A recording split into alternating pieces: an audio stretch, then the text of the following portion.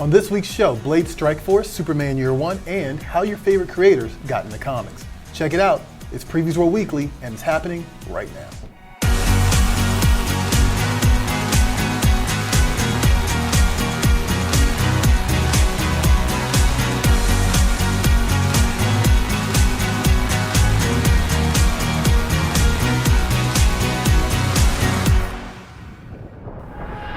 What's up, Previews World? It's Wednesday, it's New Comic Book Day, which means it's time for Previews World Weekly. I'm one of your hosts, Troy Jeffrey Allen. And I'm Thea, and we're here every week to remind you guys to stop at a comic shop and get involved in what's happening in the world of comics. And we want to remind you, if you're enjoying what we're doing here on the show, give us a like and a subscribe to keep the nerd news coming.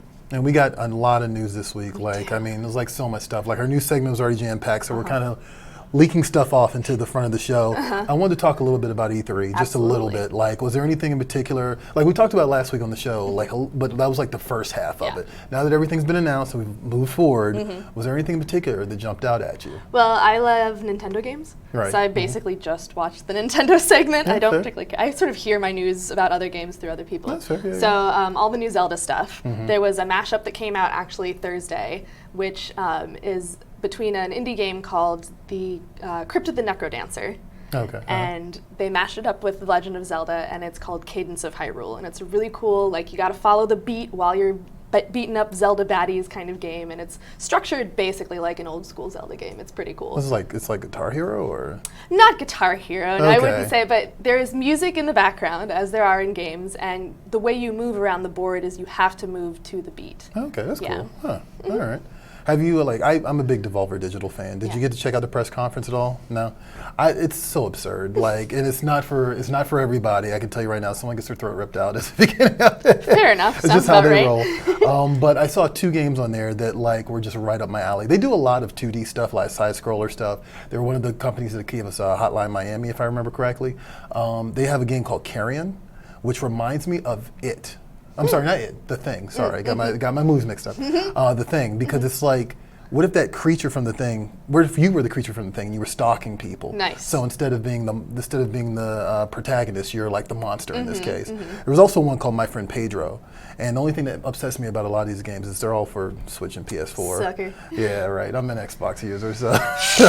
This guy. My bad. But yeah, I just figured, we had to acknowledge Halloween comic. I'm sorry, we had to acknowledge getting ahead of myself. Yep. I had to acknowledge E3 a little bit. I know there was the Avengers game. I know some people a little salty about the Square Enix thing. Oh well. Yeah, well, we'll see. It's still early. Nerds. But also, I want to point out, also something that we need to cover that is not in the news today, Halloween Comic Fest. Absolutely. So earlier today, if you're watching this on Wednesday, there was a big announcement video featuring Ashton Greenwood, who we call the Duchess of Free Comic Book Day. She's also the Duchess of Halloween Comic Fest. Absolutely. So you get to see all the titles that are available this year, and we're going to cover a lot more of this moving forward, but definitely look for that on HalloweenComicFest.com. And remember that Halloween Comic Fest is October 26th. So mark your calendars for that. But all right, we covered some bases here. We did. But we got more bases to cover. We do. So here's what's the comic shop. Anna Mia is here, and she's going to show you what's hitting store shelves today. Hey Previews World, every week we give you the rundown on some of the books hitting the shelves for the first time. Here's what's at comic shops for the week of June 19th, 2019.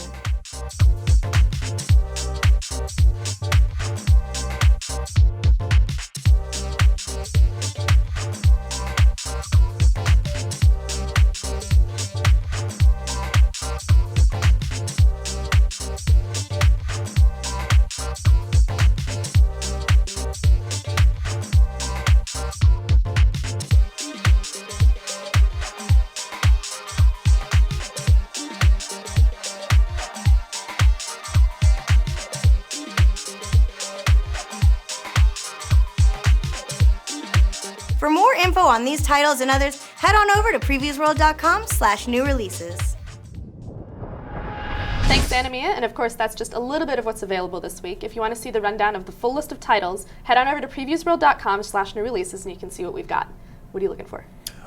So Mark Miller has been doing this thing where he's basically started inviting other creators to write his character Hit Girl. Cool. So if you're familiar with the Kick-Ass series, it's Kick-Ass and Hit Girl, or they're both like wannabe superheroes, although Mindy's way more competent than than Kick-Ass is.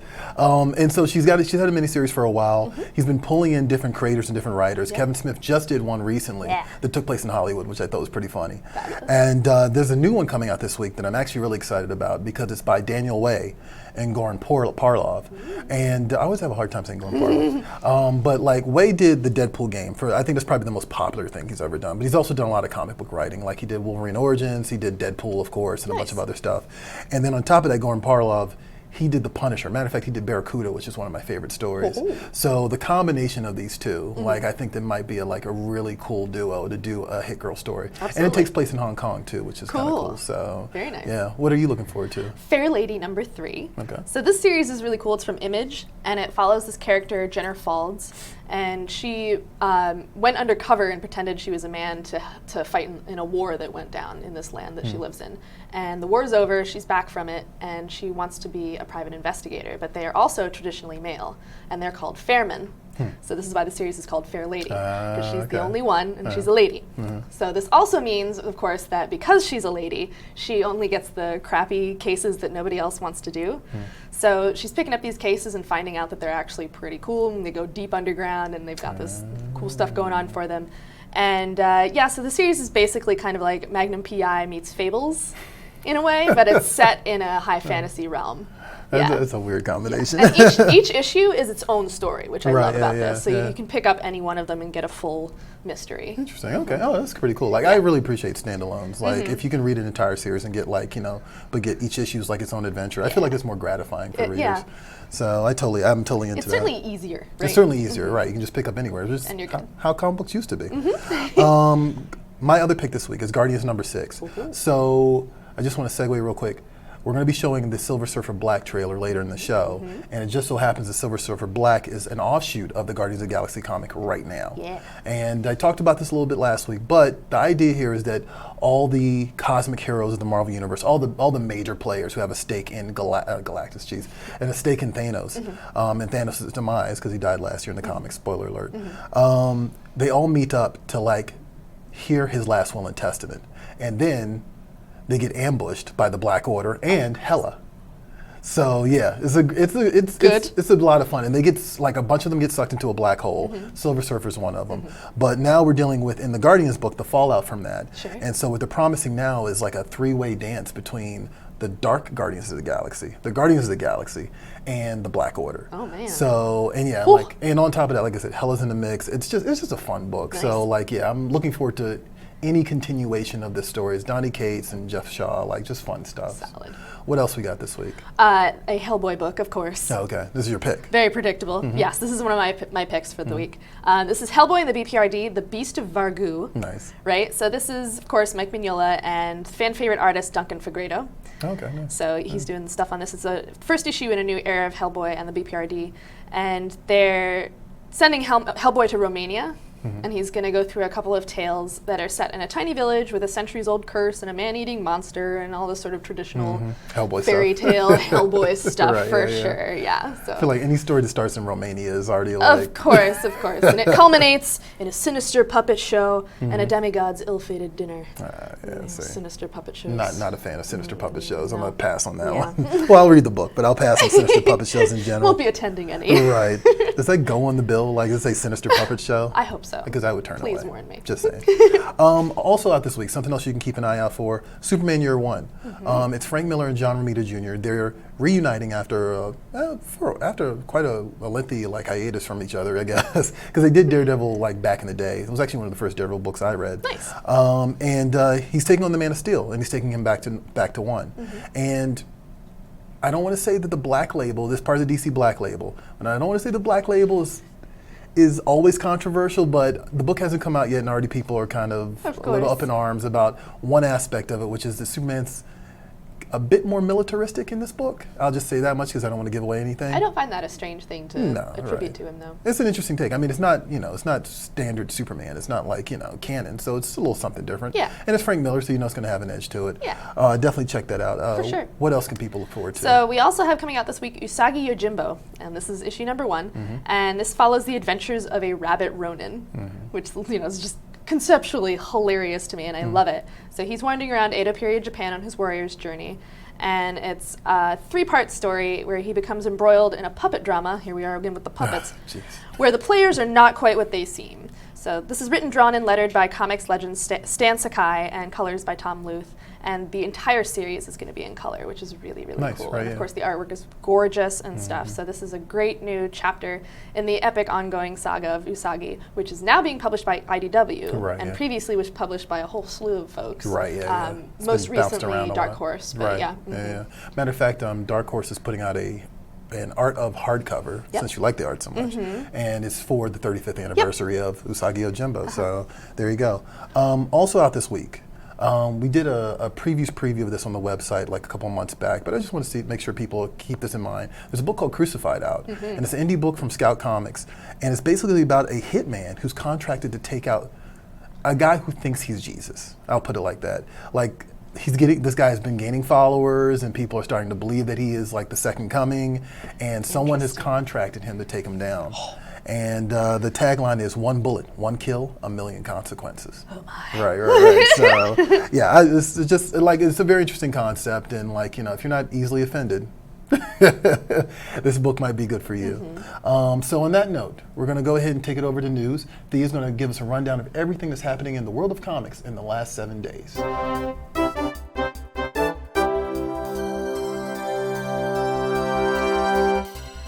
This September, DC Black Label will debut an intoxicating new limited series, Harleen, written and illustrated by visionary storyteller Stefan Seiji. This twisted love story follows the young Dr. Harleen Quinzel on a quest to save all of Gotham from the madness that lurks within the city, and the twisted path that will lead her into the arms of the Joker, transforming her into the notorious supervillain Harley Quinn.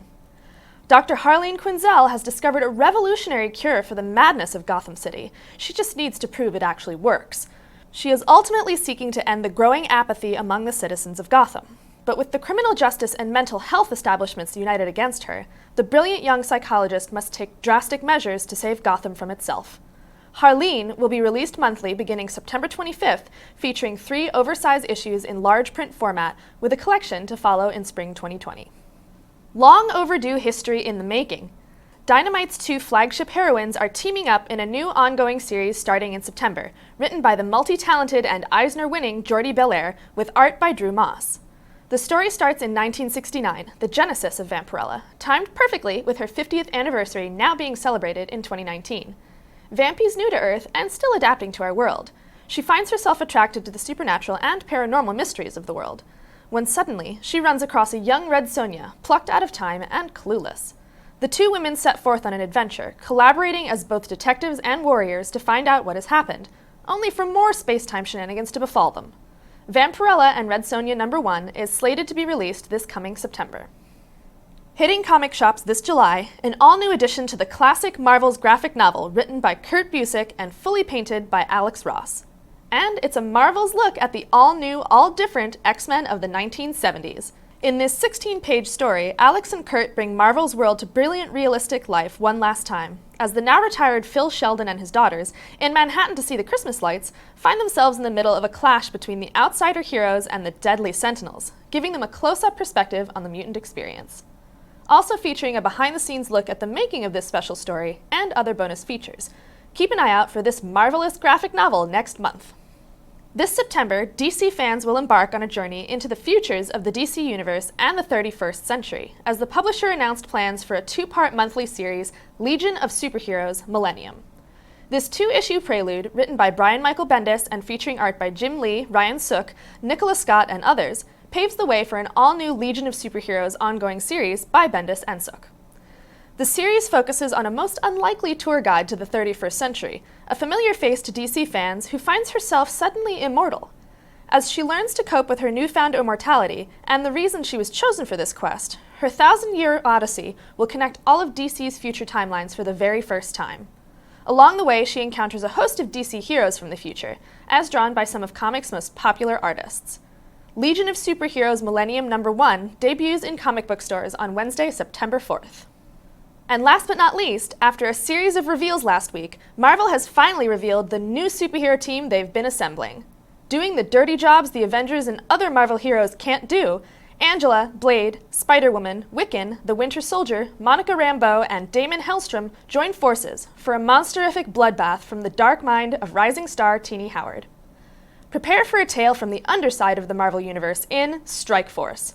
Strike Force #1 will debut in comic shops in September. And I just want to say, yes.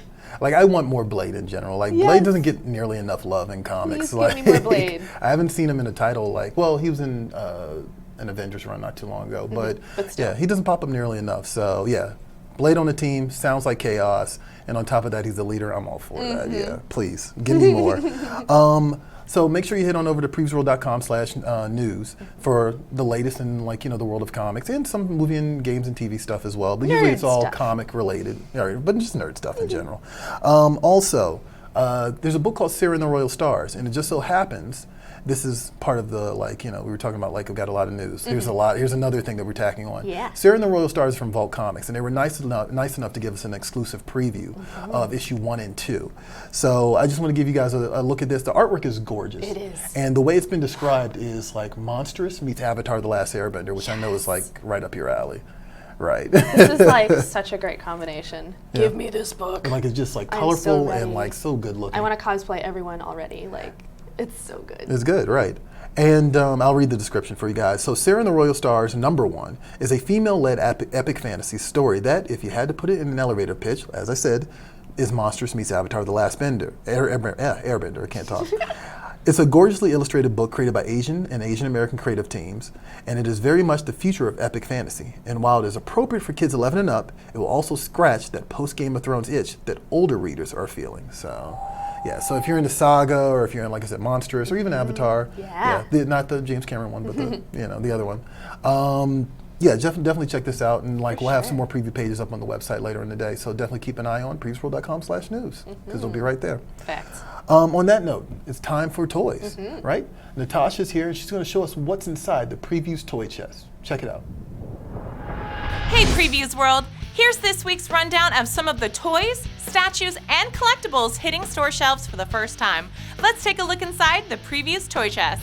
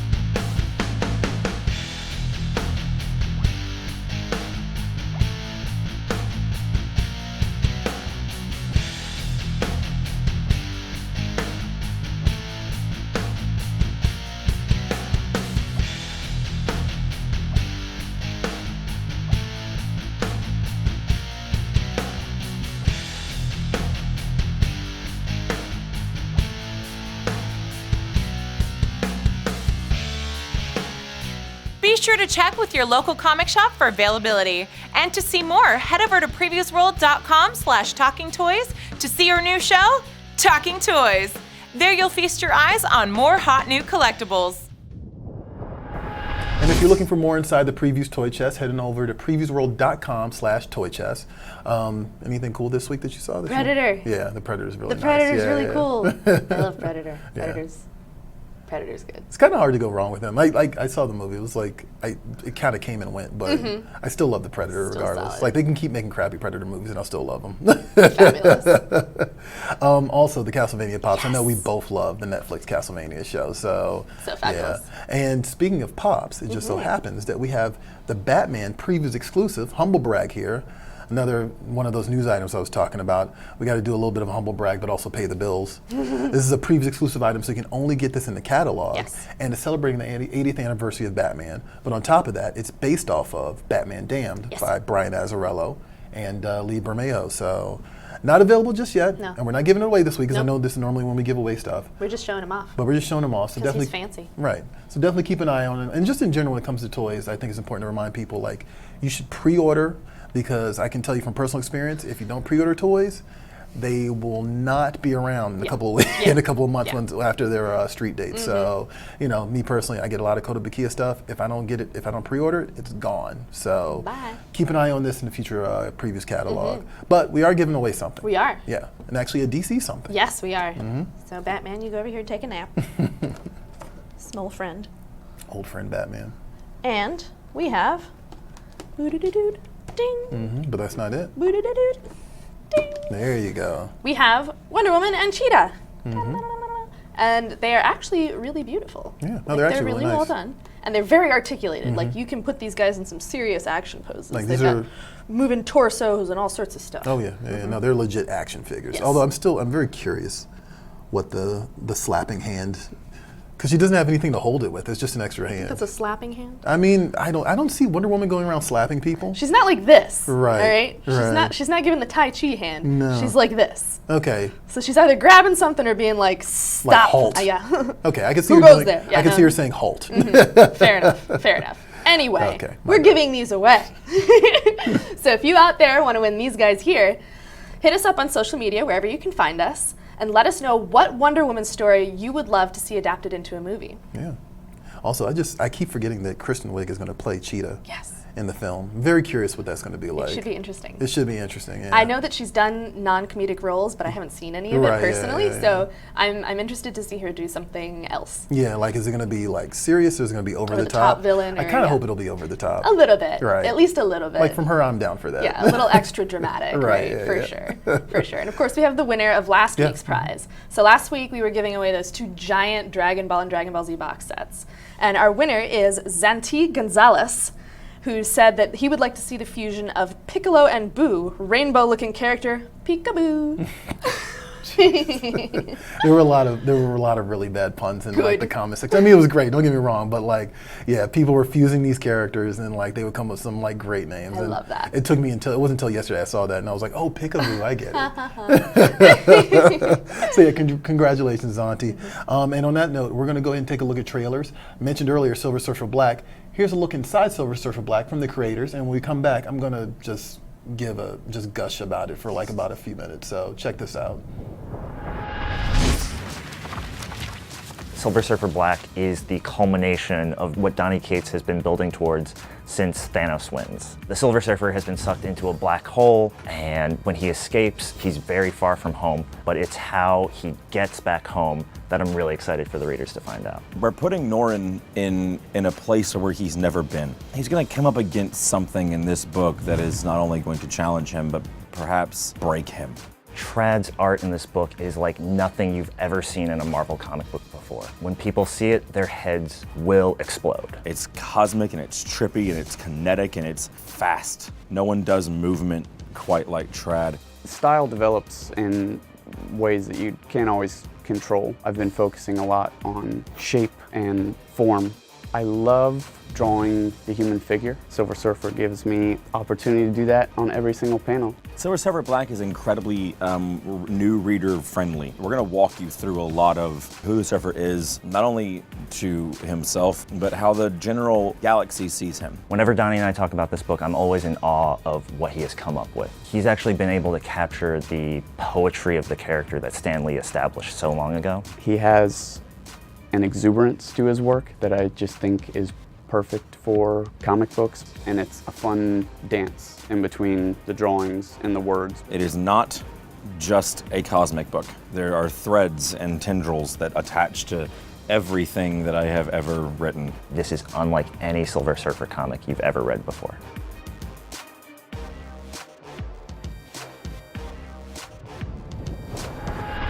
And that was Silver Surfer Black from Marvel Comics by Donny Cates and Trad Moore.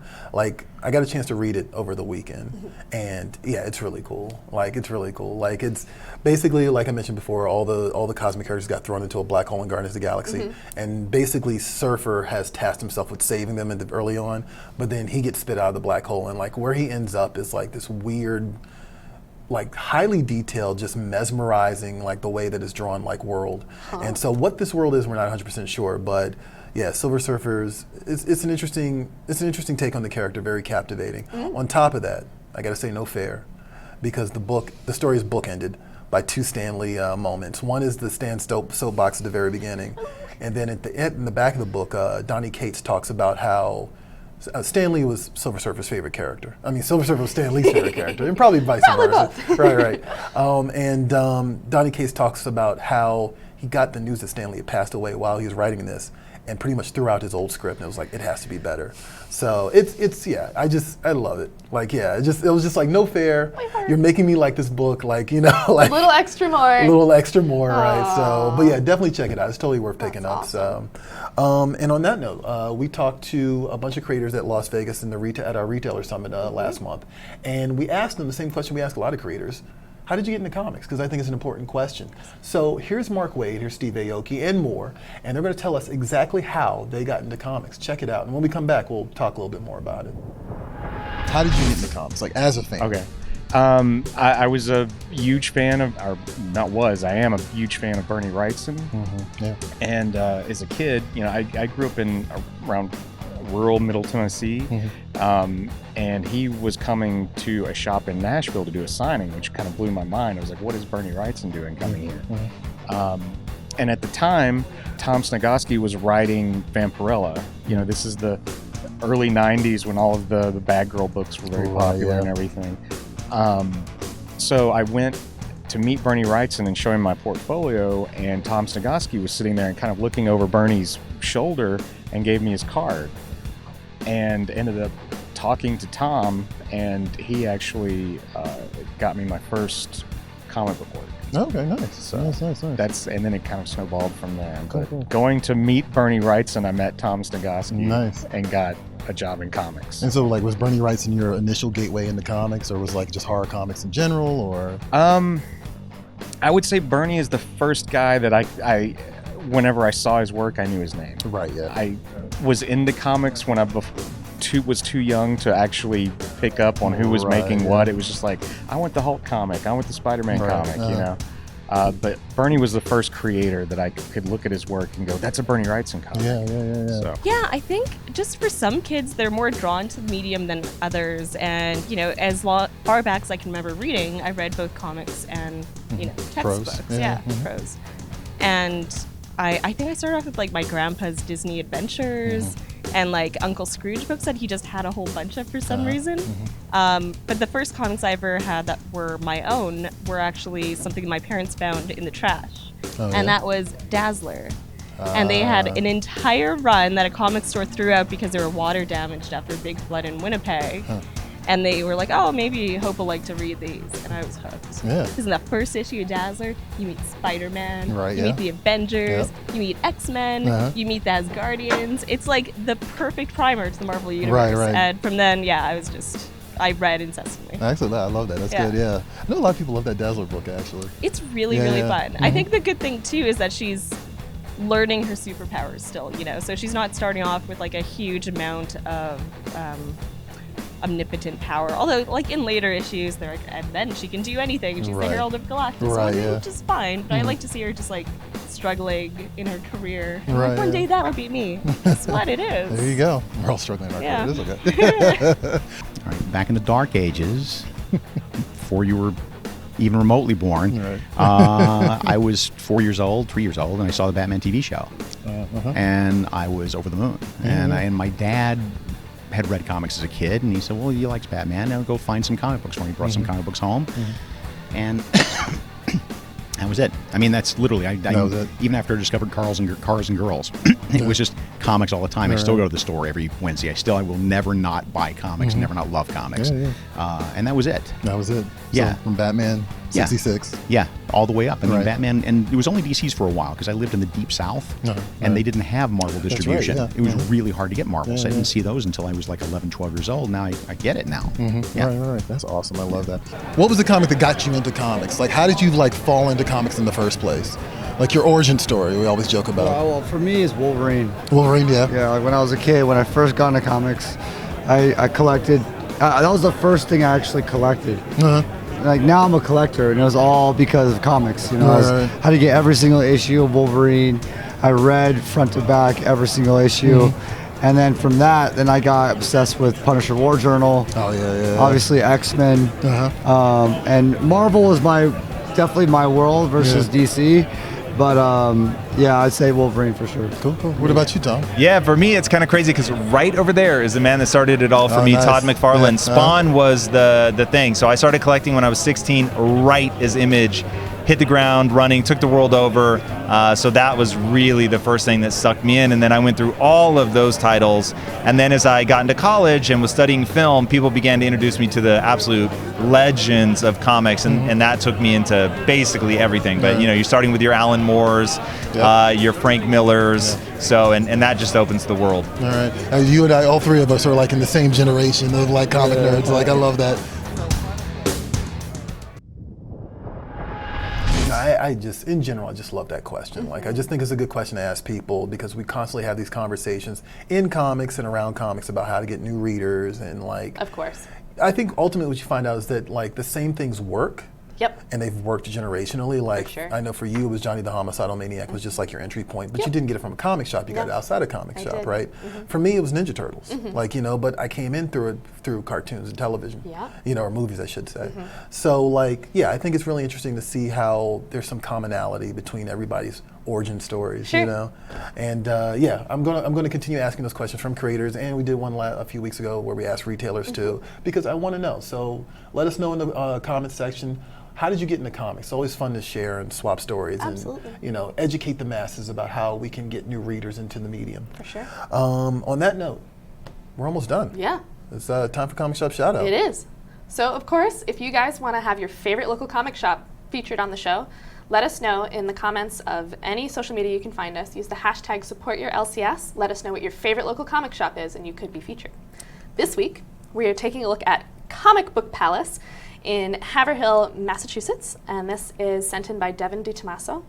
Nice. So. Okay. Yeah. And like no social swamp this week, guys. Sorry, didn't have time this week. There was tons of news, but on that note, that's it for us this week. I'm Troy Jeffrey Allen, And I'm Thea, and we'll see you at the spinner rack.